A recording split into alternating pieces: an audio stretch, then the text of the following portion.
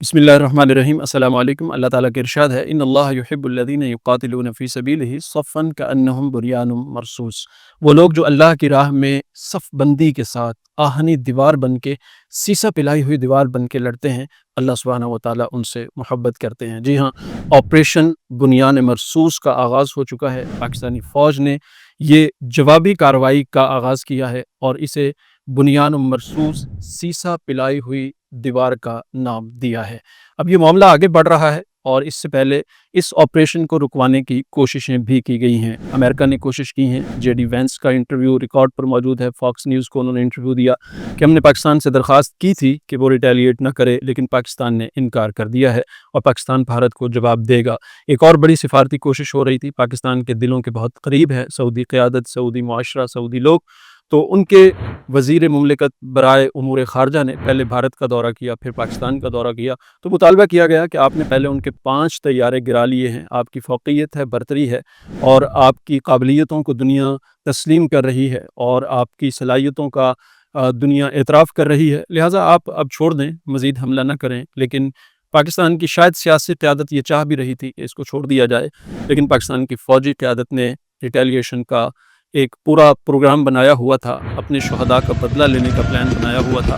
चूँकि पाकिस्तान पर हमले हुए, ड्रोन अटैक हुए, कई मसाजिद शहीद हुई। भावलपुर में एक मस्जिद शहीद की गई, उसमें 1 दर्जन के करीब लोग शहीद हुए। गरीब के लाहौर के करीब एक मस्जिद पर बम मारा गया, वहाँ लोगों की शहादतें हुई और आज़ाद कश्मीर में मासूम बच्चों को, छोटे छोटे बच्चों को शहीद किया गया। तो ये वो ज़ख्म हैं जो पाक फ़ौज के दिल पे लगे हैं और पाक फ़ौज इसका जवाब हर सूरत देना चाहती थी।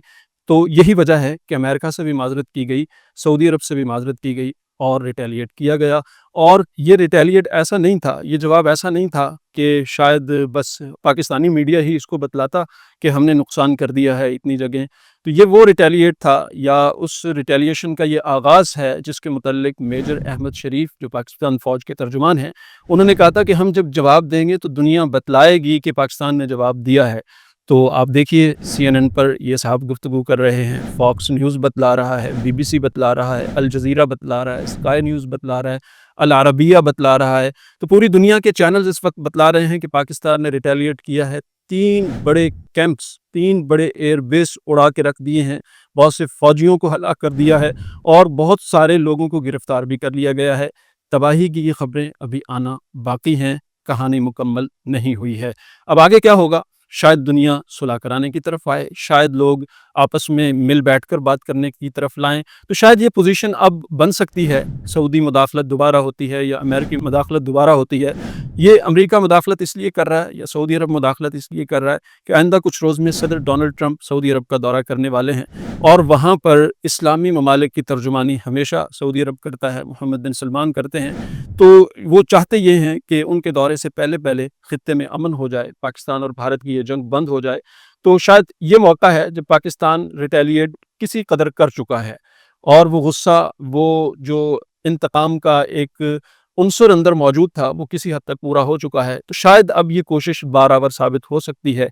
अगर किसी ने सुलह करवानी है तो वो करवा सकता है। मैं आपको ये भी बतलाता चलूँ, आप देख भी चुके हैं कि भारतीय फ़ौज की तर्जुमान सोफिया कुरैशी ने कहा है कि हम मज़ीद जंग नहीं चाहते। आज सुबह का उनका बयान है। तो अब देखना ये है कि ये जंग आगे बढ़ती है या नहीं बढ़ती। पाकिस्तान इस ऑपरेशन को कहाँ तक दराज करता है, तवील करता है, खींचता है, लेके जाता है।